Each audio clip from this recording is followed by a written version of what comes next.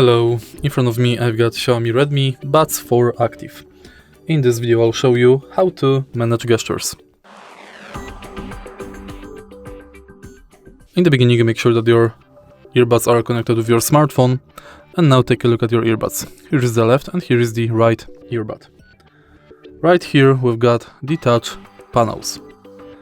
Tap twice on either earbud to answer the call. Tap 3 times to end the call or reject it.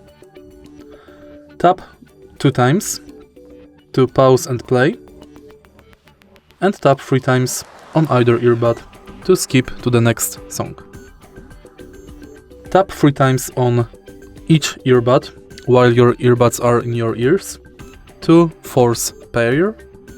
Tap 5 times on each earbud when earbuds are in your ears to factory reset, and tap and hold on each earbud for 1.5 seconds to enable or disable low latency while your earbuds are in your ears. And that's basically it.